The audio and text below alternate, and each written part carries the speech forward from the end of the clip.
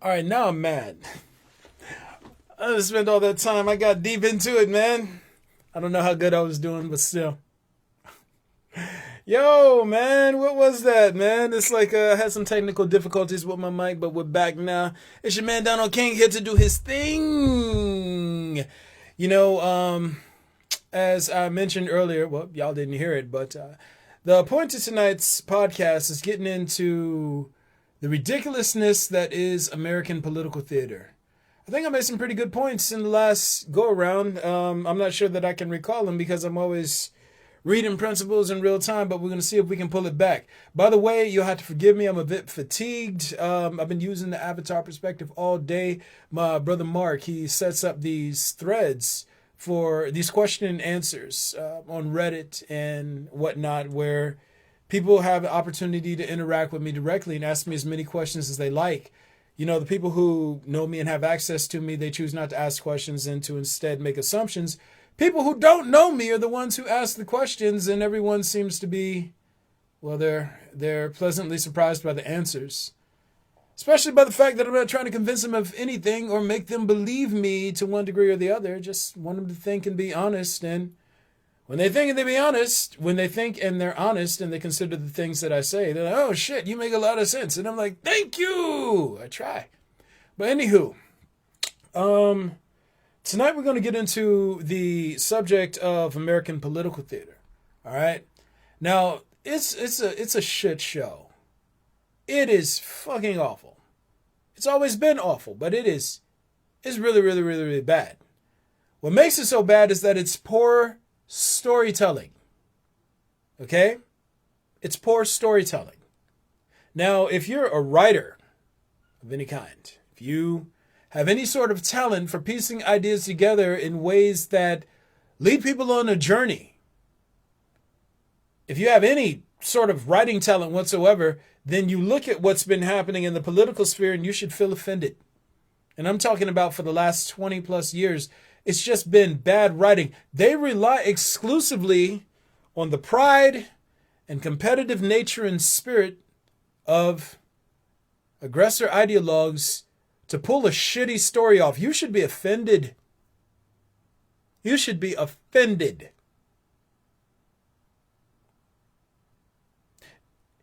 If you want to get away with anything, all you have to do is surround yourself with stupid people who form identity features around the stories you tell them.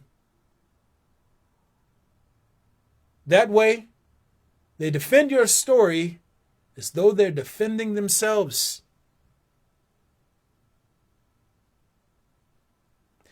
Go back to after Clinton was in office. When Clinton was in office, I'm sure all of these systems that are now in place were being theorized or put into play at sort of the seminal stages.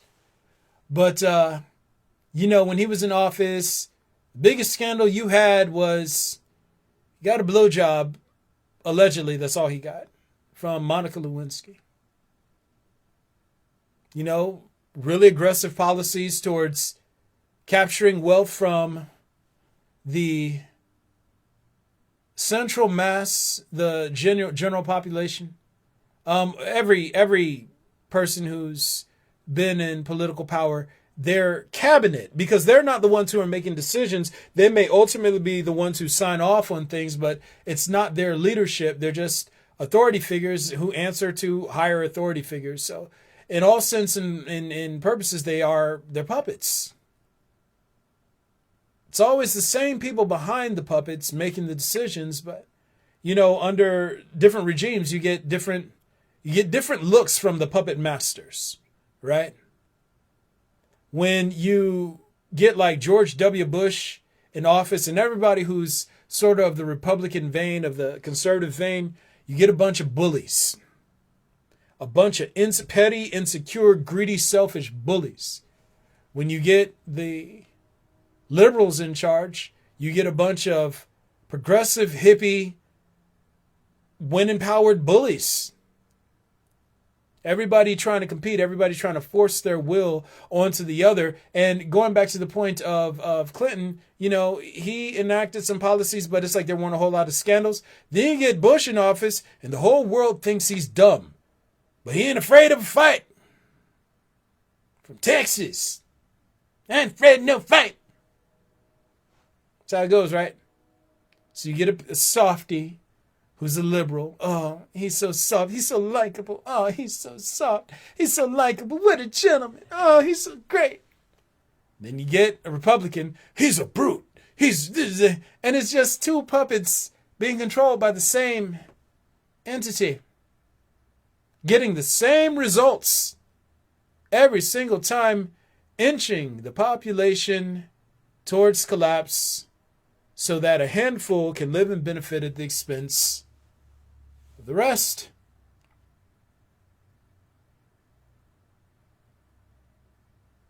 Whenever I hear ideologues arguing political talking points, they sound dumb as fuck.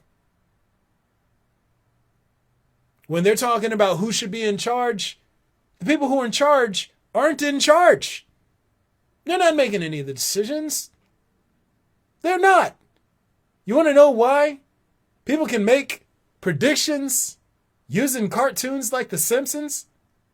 Because it's not a prediction if it's being fucking controlled.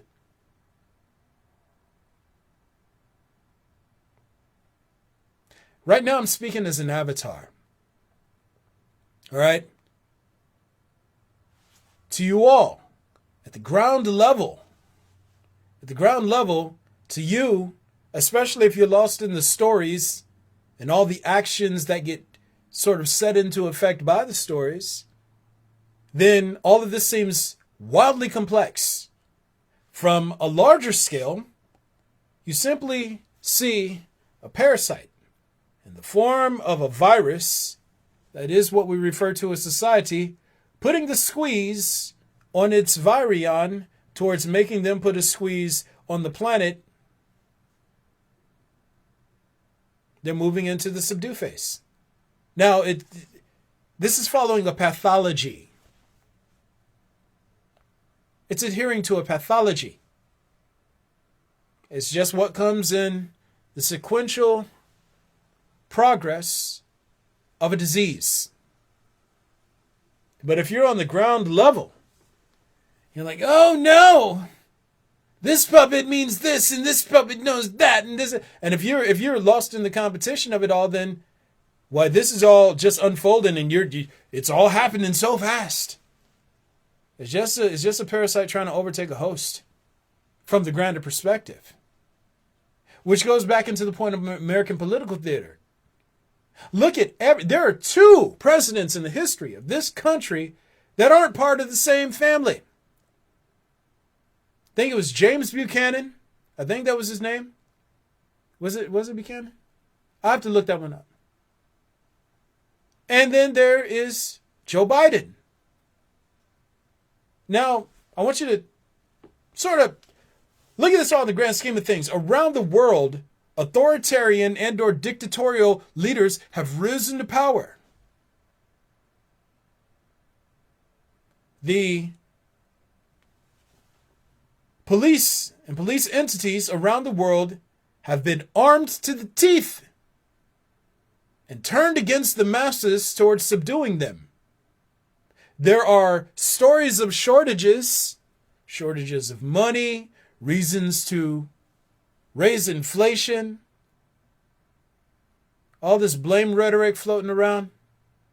It's just a parasite trying to overtake a host, following its program. It's impressive to you when you see it from the grander scheme. It's dumb. And then the funny part about it is all of the aggressor virion, all the aggressor parasites at the top who are being used to carry out this transaction will be destroyed when it's done. They will be destroyed. And not just by reality upon exiting the mortal coil, which you don't want any part of, allowing corruption to use you in this way, oh my God, they are in for the worst. And it's only getting worse by the second.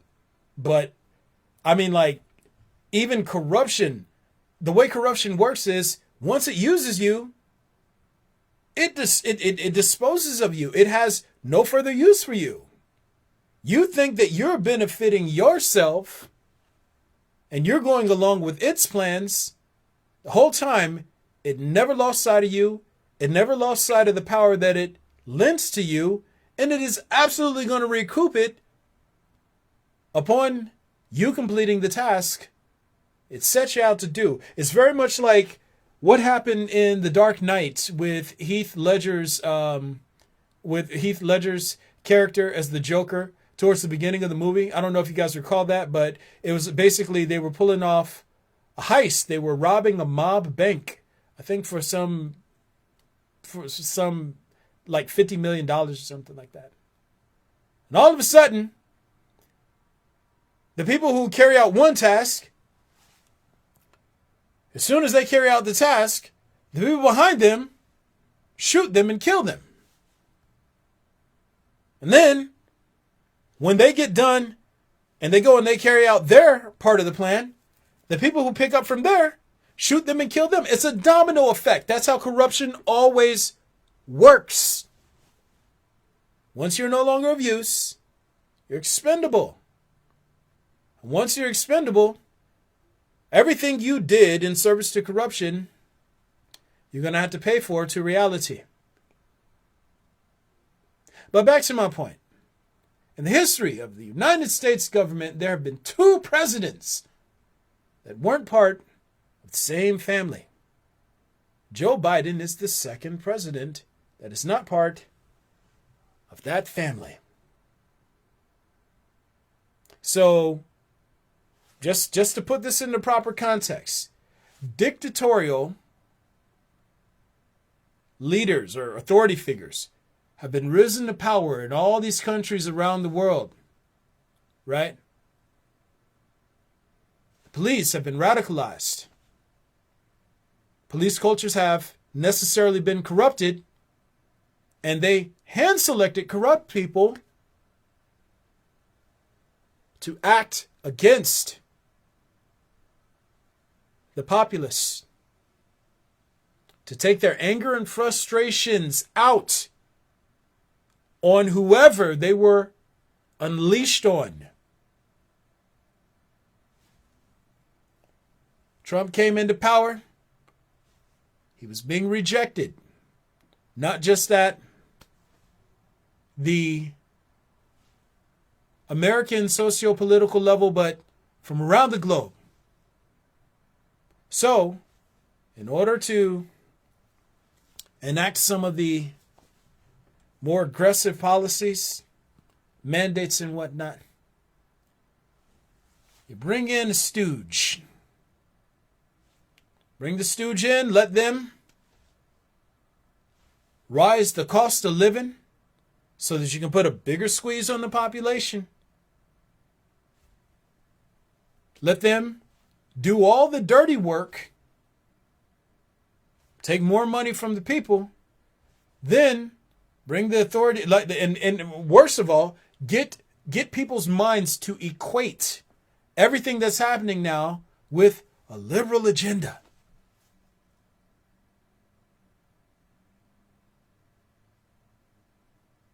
Get everybody to equate this with, this is what happens when you don't have people, powerful leaders in positions of authority. This is what happens when you don't have bullies in charge. Again, it's theater, bad writing. This is what happens when you don't have who we want in charge. So people, as soon as Trump got into office, they started spinning this narrative. Oh man, I did this, I did that, I did this, I did that. Shit that actually carried over from the Obama administration, but it doesn't matter because it's all the same people. Just using different faces to carry out bigger plans because these people have an entity performing through them that's trying to take over the fucking planet. It's using them just like they're using everyone else. Domino effect.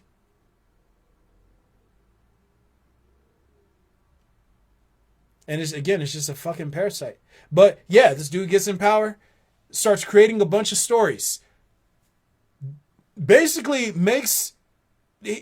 conflates truth with acceptance, where all of a sudden there's this term floating around, fake news. And people believe that they can selectively choose what is true and what isn't. Now, all of this is made possible by narcissistic, hyper-competitive, aggressive, and greedy ideologues. All of this is made possible by narcissistic, competitive, aggressive, greedy ideologues. They hear a story that comes from someone they like, and what do? They accept the story as truth, and then they assimilate it into their personality. It becomes an identity feature for them. And they go around and they defend these stupid, horrible stories as though they're defending themselves. Ignorant to the core. And it's not just on the right, it happens on the left. Sit here and you had this crazy, stupid story that came out about this pandemic. None of the pieces of the puzzle fit together. People start asking questions. What did they do? What did they do to get a rein on everything? Pit it white against black. And the dumbass ideologues went for it.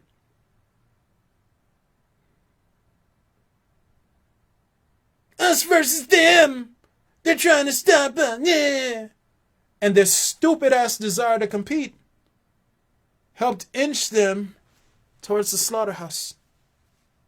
Their addiction to competition. And that's what American political theater is. It's a den full of addicts. Drunk on competition. They don't even understand the things that they're fighting against. They just want their team to win. These motherfuckers are set on bleachers and in the stands, rooting and cheering like mindless jagaloons for so fucking long that they can't form a thought about anything that doesn't fall back to competition in some way, shape, or form.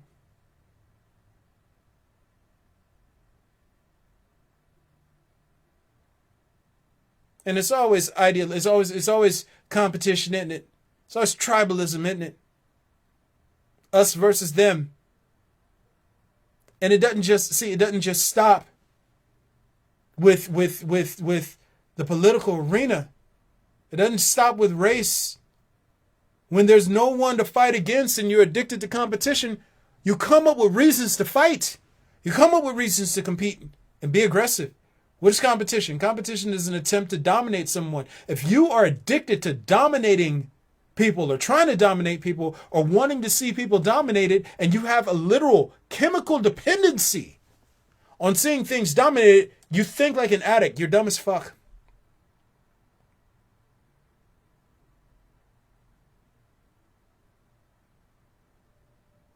Trump this, Biden that, Obama this. Translation: that guy is bad, so that means my team is good. That guy is bad, so it means my team is good. We're winning. We're winning the moral contest. It's all made possible by you. Fucking jagaloons.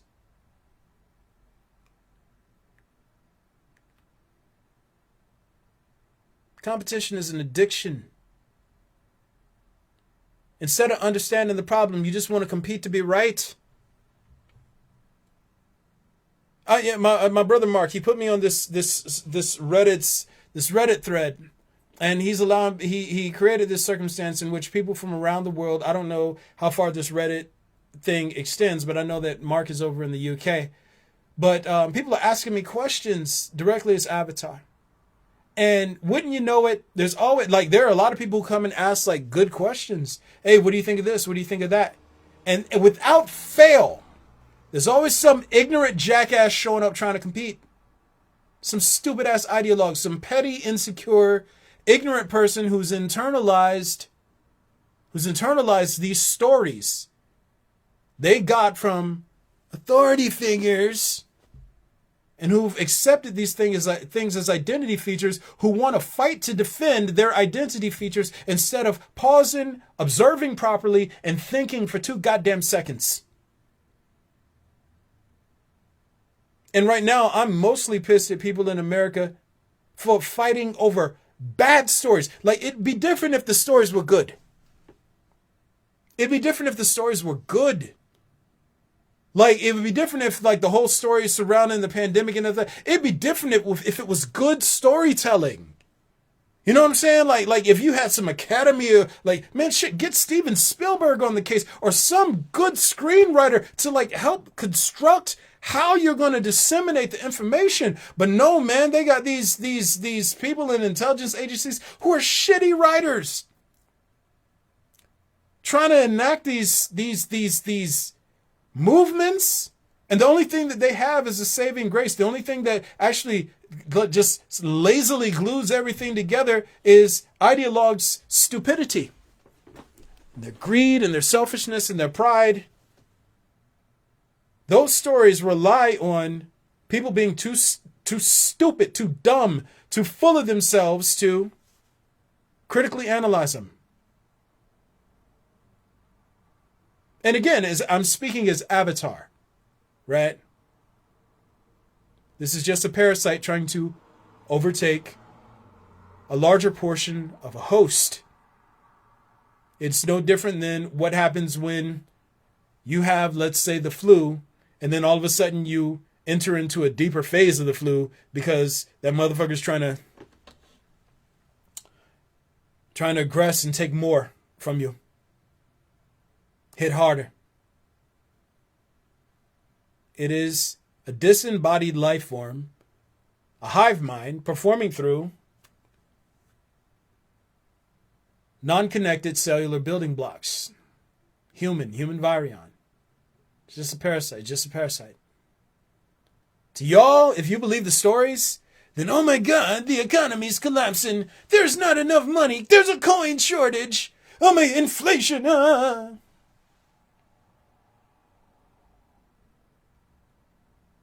From the scale of reality, it's just a parasite doing its thing. Now, here's the problem. If you allow yourself to be an agent of corruption, you're liable to reality for everything you do under its influence. Humans have this stupid notion of thinking that the agreements they make with themselves dictate reality. Nothing could be further from the truth. Reality, you are not allowed to kill anyone in reality. Anyone. If you must kill anything because you are a transmuted organism, you might be able to kill something to eat with a purpose attached to it. Killing, what? You are in for a fucking ride. When we're out of these bodies, woo. I swear to God, you will wish you were never born. Oh, I got some comments coming in. Hold on. All right, brother Ash, bro.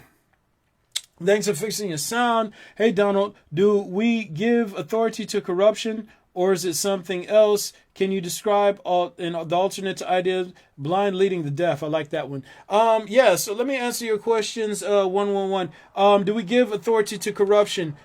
Yeah, because authority is of corruption. And in reality, there's no such thing as authority. Authority is based in idealism. Authority, dominion over things, is based in idealism.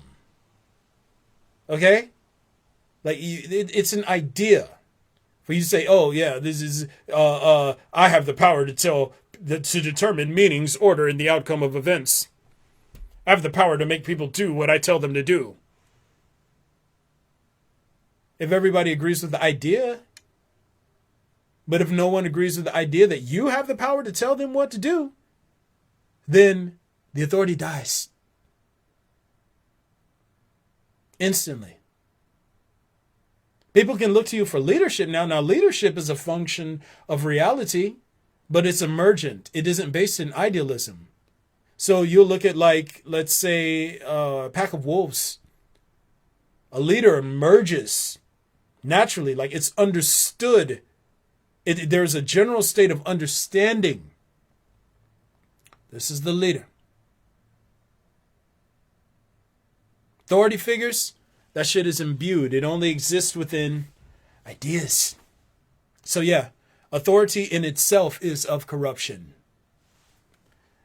Back to what you're saying. Let me see. Can you describe the alternate to idealism? Yeah, reality. The alternate to idealism is reality. Reality processes information, and functions of reality, and beings that perform within reality. They process information through what I refer to in my work as the intuitive operating system.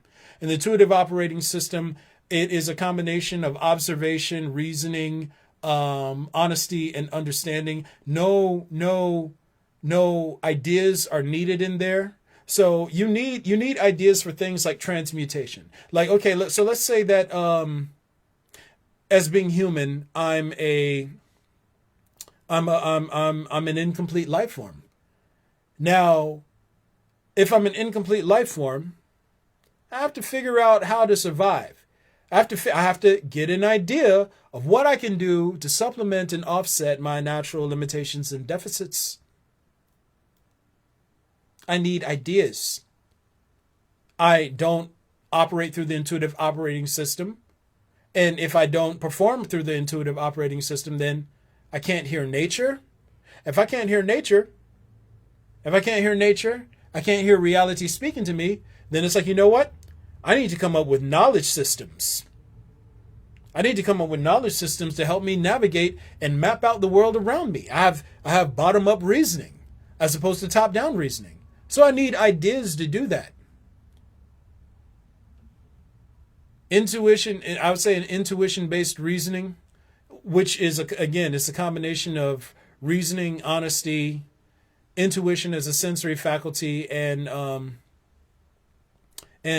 critical observation. That is what it boils down to. But idealism, you have to, in order to gain answers and or gain access to the world around you, you have to dive deeper within. In reality, you interact with system and agents and effects performing within the system in real time. Everything happens in real time. Kind of like when you see me talking right now, you see me reading principles in real time. Yeah, that's how it goes.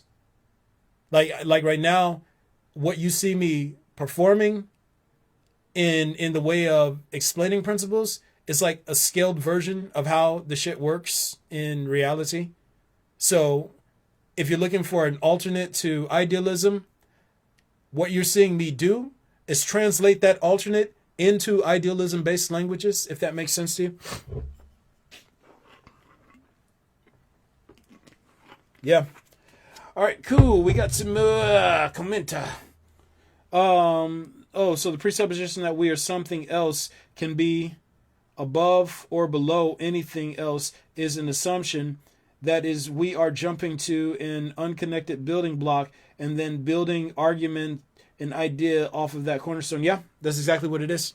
It's presuppositions. When you're dealing with systems of beliefs and knowledge systems and whatnot, what you're always dealing with is incomplete information and beliefs sort of operating as space fillers between the bits of information that we can piece together.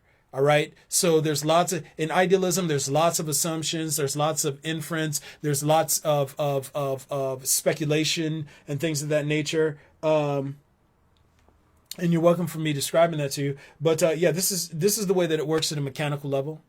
It's the way it works at a mechanical level. So, you kind of gotta be like, yo, which system is better, which system performs better. The whole point of destroying the wisdom of the wise is not to flex on humanity.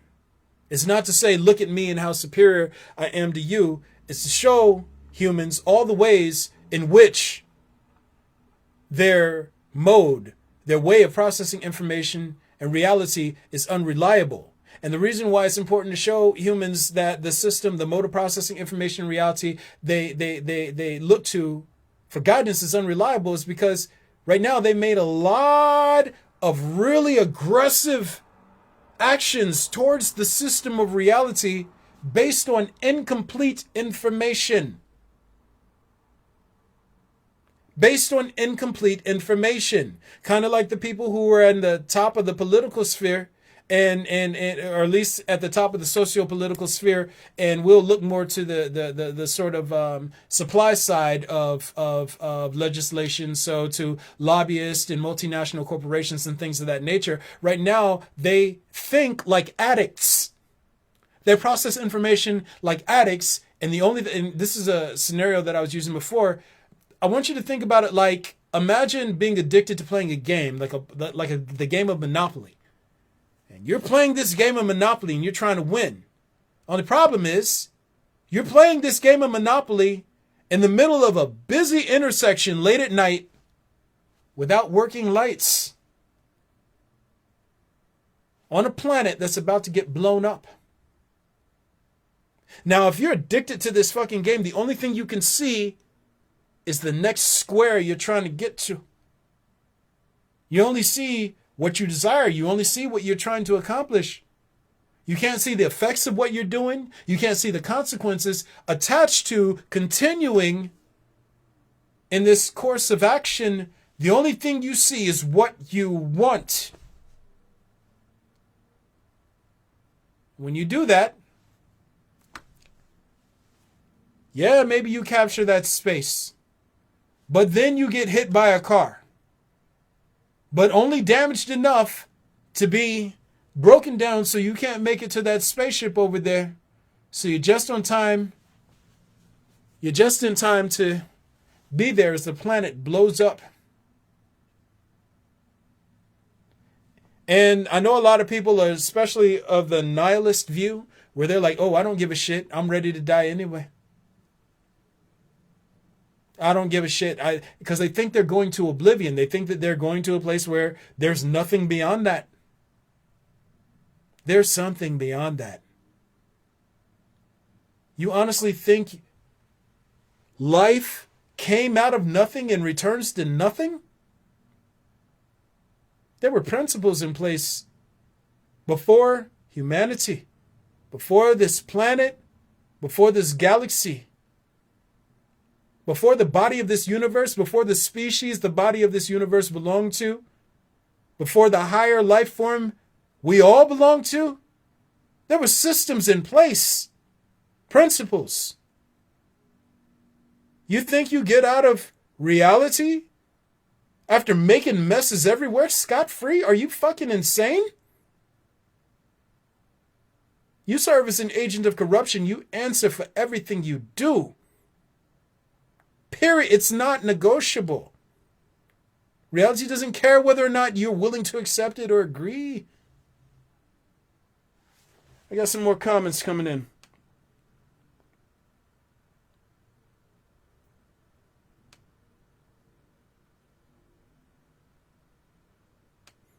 Yeah, let me see.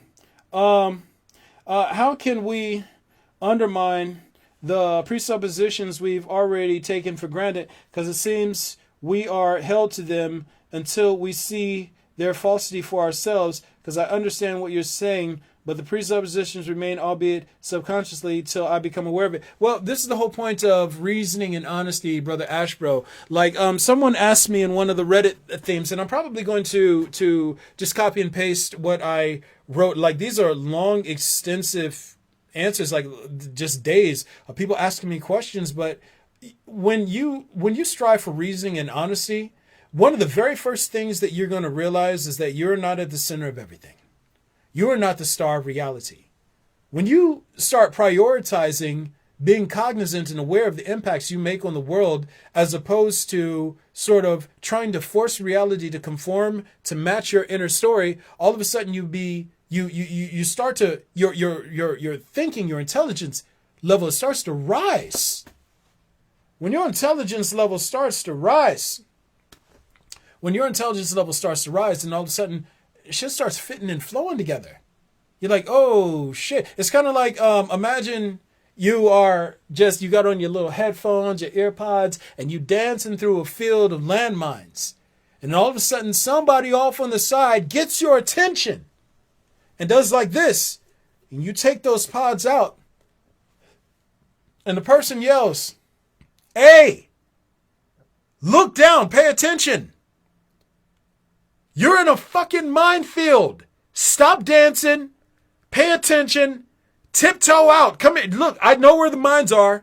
Come in this direction." Now, if you sort of stay lost in your inner story, "No, I just want to dance," then you're probably going to blow yourself up. You're going to let your presupposition, the belief that you can do whatever you want without consequence, lead you into doing something stupid and causing irreparable damage to yourself. But the only way to sync up with reality is for people to get out of that goddamn mirror and stop worshiping themselves all the time. Look what social media has done. It's turned everyone into an even worse version of a raging narcissist. You see people worship themselves every day, taking pictures "Oh, look at me. Oh, look at me. Duck face. They sit here and all of a sudden somebody comes along and says something that doesn't verify or validate their feelings and beliefs. And what do? They get an attitude. They want to tear it down. They want to swarm it, gang up on it. How dare you say I'm wrong? Where is their place in reality for such a life form? Where is their place in God? Where's there a place for God in anything that can't stop worshiping itself? Where's there room for reality in someone who's lost in their inner story? There's not. They're psychotic. They're fundamentally divorced from reality.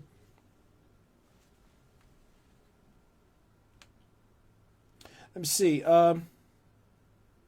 Yeah. And that's what it is. It's like, look, the point is, guys, circling back to the theme of tonight, all of this is made possible by narcissists. From the top of society down, all of it is made possible by narcissists. Greedy assholes who've taken on status beliefs and internalized identity features and identity and status markers towards asserting themselves God over others and sort of settling into this idea that they are allowed, that it is proper for them to live and benefit at the expense of others. Every racist, every pedophile, every nationalist, every ideologue at the cultural level, at the religious level, just a bunch of fucking narcissists, a bunch of aggressive parasites worshiping themselves.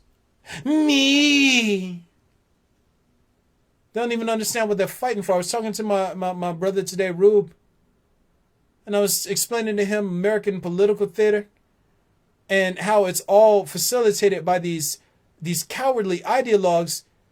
People, they just assume identity features that they never even bother to fucking investigate.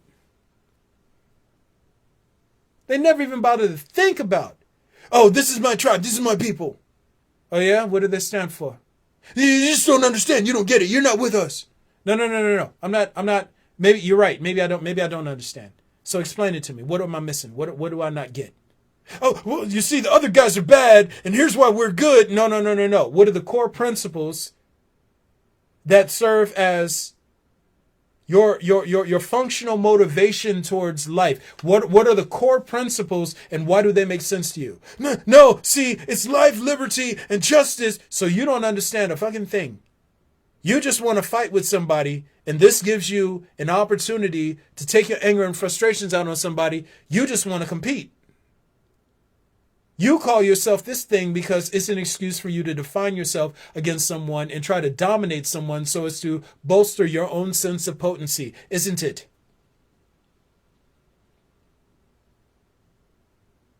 You're not a Democrat. You're not a Republican. You're a cowardly ideologue who's accepted a label because you feel it imbues you with authority, and what you want to do is weaponize that authority against people towards satisfying your desire to feel superior to others. You fucking suck.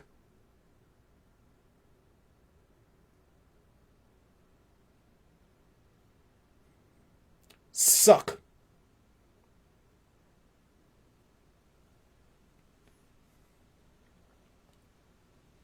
You all don't understand economy. You don't understand how economy is a parasitic construct. You know why? Because there's no way an economy works unless someone is living and benefiting at the expense of others. If everybody has the same amount of resources and the same access to resources, then what motivates people to trade their lives away for resources and comforts to survive on? That means there have to be, in order for there to be an economy, someone has to have more and someone has to have less. And the person with more has to use their more to get the person with less to do more. So whenever I hear people talking about capitalism and socialism and all this other bullshit, they sound stupid as fuck to me. It's still parasitism. It's still parasitism. Whenever I hear people arguing over which political puppet is best for everyone, they sound dumb as fuck to me because it's still parasitism.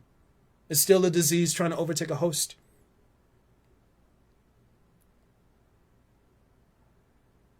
All the way to the top of society and beyond. Even when the people, like, let's say that everything stopped at the level of what's happening on Earth right now, and there were no such thing as extraterrestrials. Right? Even if this whole thing could play out, the people who are at the top, they would still be warring among themselves. Once everyone else was gone or significantly reduced, they'd still be trying to destroy and dominate each other. Because that's how parasitism works. That's how corruption works. And you don't have to believe me on that point. Think about it like this. There are lots of racists who want to get rid of black people in America, right? Lots of white racists.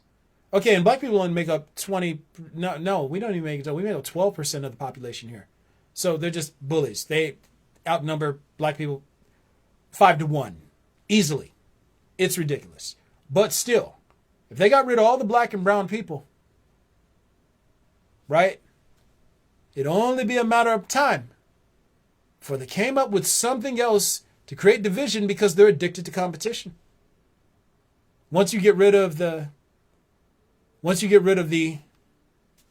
other, you haven't gotten rid of the addiction.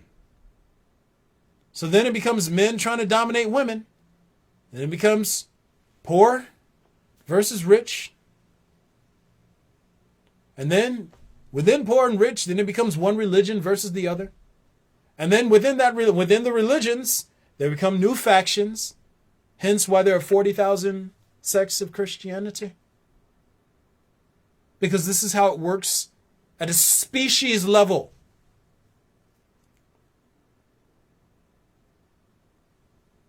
You all are trying to play each other. Other species are trying to play you against you because it's them against you. And this is what I was talking about in my last one. Humans are dumb. Like imagine, think about extraterrestrials. So extraterrestrials, right? Let's say that you could create a virus. You could create a virus not just at the scale of your cellular building blocks, but you could create a virus that was at your scale of plane. Imagine you wanted the virus that you created to go out and collect a specific mineral for you. Because you imagine humans being smart enough to engineer viruses that collected all the minerals within human hosts, rose them to, or got them to a specific location so that somebody could just come and pick it up, and something could just come along and pick it up. That's how far ahead of you extraterrestrials are. They're like, hey, let's just engineer these motherfuckers to do labor and self-terminate. And everybody who's running on the mode right now, they're kind of like, oh no, competition, money. And I'm over here like, yo, guys. Okay, I know that you want to win the game of society. But right now, you're aggressing against reality. You're so caught up in this stupid fucking game that you're making real negative impacts on the system of reality, leading up to the body of this conjoined twin. And you absolutely are soon to be conjoined twin, and you will absolutely have to pay for every speck of damage you've caused.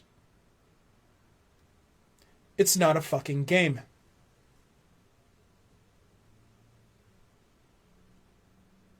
But anyway, just to wrap it up. So, Biden gets in office, does the dirty work, does a good deal of the dirty work that fucking Trump was supposed to do. They bring Trump back or some authoritarian figure just like him so that you can keep with the plan of trying to dominate the planet and weaponize the police who are being poisoned themselves against everyone towards capturing the planet. Also that a handful of people who are already comfortable can be more comfortable. Hopefully. And that is assuming that extraterrestrials don't come in and take them out. Which is more than likely the case.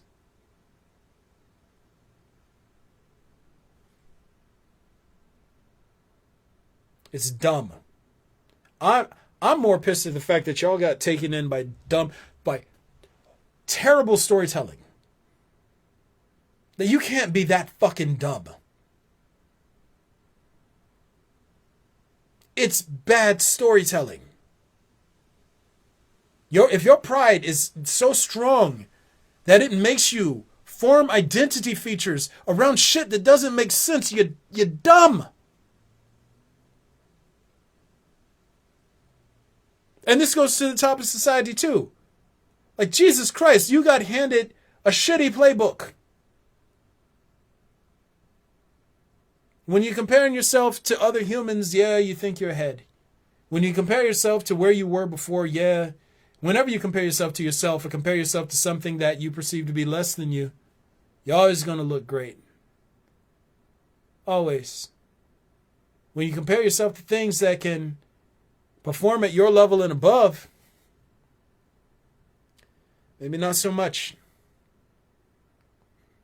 Maybe not so much. But it's patterns playing out all around the globe. And if your dumbass is so given to fighting to win the battle that people who are trying to kill you place directly in front of you, if you're so intent on winning the game, if you're so addicted to competition that you can't even fucking assess what's happening in real time, you are a liability to yourself and everyone around you.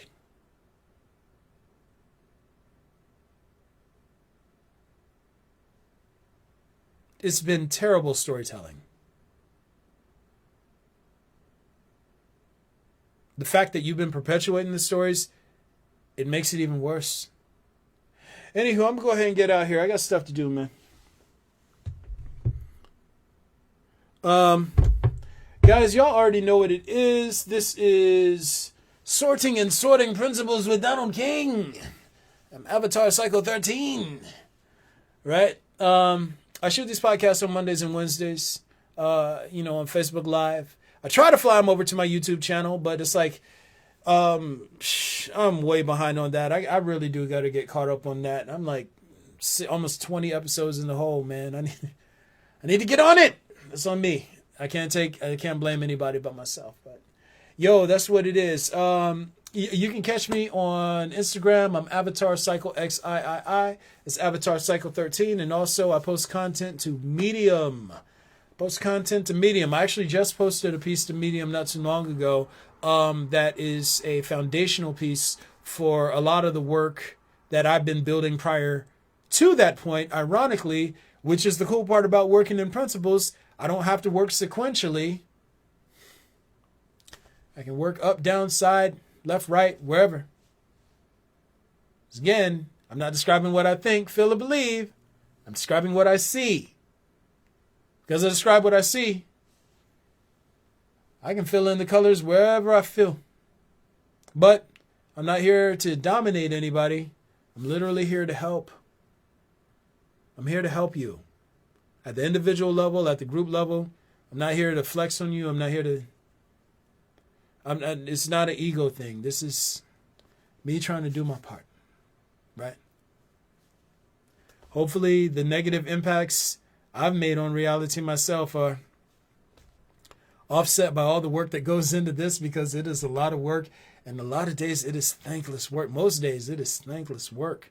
I'm exhausted, but I'm showing up to do my best every day. Hopefully I make an impact I'm supposed to before I'm out this flesh. Speaking of making the impact I'm supposed to, guys, if you want to, you can always join the Patreon family. I, again, am Avatar Cycle XIII. This is Avatar Cycle 13. You can also Salt Bay your boy with a little bit of love on Cash App at Donnie Kang. That's DonnieKang. If you get any sort of appreciation out of what I do, proceeds go to helping me get things organized on this end, and do what I can to really focus on this work, and, help with maintenance on all this stuff. Because, I've gotten some help within the last few years, but for the most part, this has been me thugging it out solo, trying to help the species to the best of my ability. It's not fair for me to try and carry the weight of this without at least giving people an opportunity to contribute to their own, I don't want to say saving, but help yourselves. Help me. I'll tell you this much right now. Helping me helps you.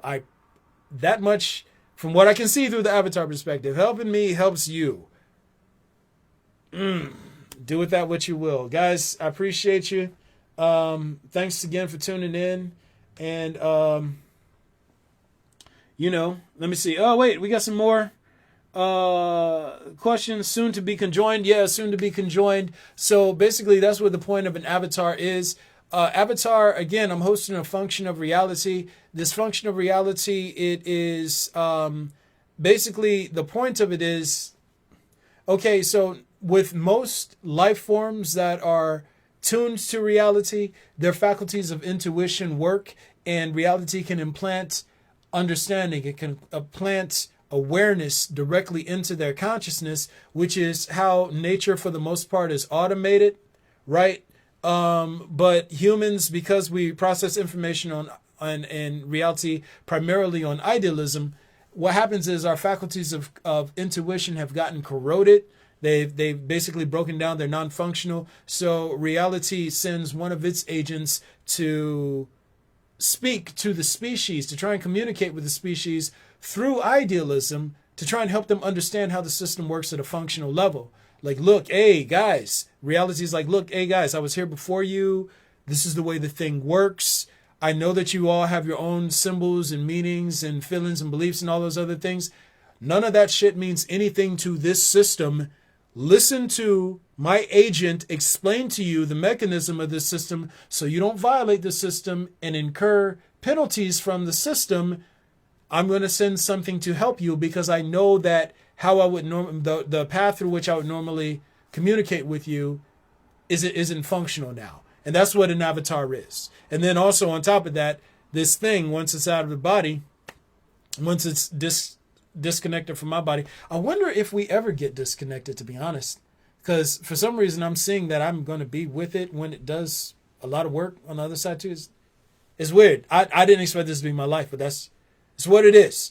So yeah, but it seeks out and destroys corruption, and sort of banishes it and or relegates it to what I refer to in my work as the distortion, which is basically reality's cleaning system. It's like reality has to purge corruption at the principle level, and reality's methods for purging are so much more intense than anything we know by way of pain, that you could literally take all of the pain experienced by every life form in the history of this planet, somehow figure out a way to condense it into the experience of one life form, allow that life form to experience the entire breadth and depth of that pain, and it would still pale exponentially in comparison to what happens in the distortion. And what happens in the distortion, two life forms, it's basically a combination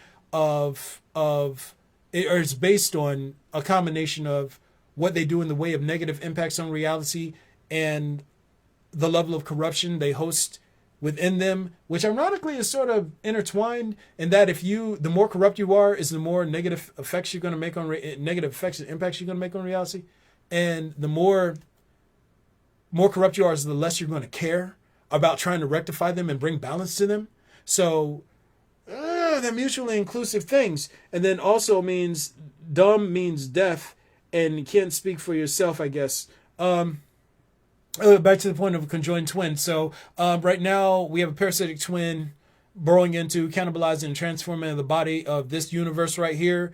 My job is to try and help sort of the whatever salvageable life forms there are in this corrupt twin sort of tune to reality, and then everything else that's still in a corrupt state is going to get chopped away, and the two universes are going to get fused into one life form, and that is where we're at. So that's why I'm doing everything that I'm doing. It's leading up to two universes getting fused together and everything that's corrupt getting cut away. So yeah, and then dumb means deaf, can't speak for self, I guess. Yeah, I can do that. And then so we can undo karmas. Hope you undo your karmas, bro. Yeah, we can. We have the choice to change the way we impact onto reality. And it is up to us that is our free will. Are we going to try and sync up with reality and become cognizant of the negative impacts we make and aware of these things? Or are we going to double down on our pride, retreat deeper into our inner stories, and try to attack and destroy everything that says we're wrong? I choose the former. Fuck pride. Doing this work, it's very humiliating. It's humiliating for a lot of reasons for me. I started off as what I called an atheist. Imagine being an atheist and then coming to find out that you are the very thing you spent years of your life telling people they were stupid for believing in. Or are you the individual or entity or whatever? It's a big ass slice of humble pie. But then you get to get your material possessions stripped away from you. You get to live hand to mouth. You get to take on everybody's anger and frustrations and their pride and yeah. Fucking sucks. It sucks, but we got to do it. And yes, we will try. Yo, it's your man. I'm going to go ahead and get out of here, man. Y'all already know what it is. American political theater and global political theater. If you're buying into the stories, then it all seems really complex. If you understand it's just a parasite trying to overtake a host, then all of a sudden all of the moves that are being made at the socio-political level, they just look like really, really bad writing. It's bad storytelling. It's bad. It's really bad. The only thing that would allow you to get suckered into going along with it is fucking pride. It's your man. I'm out.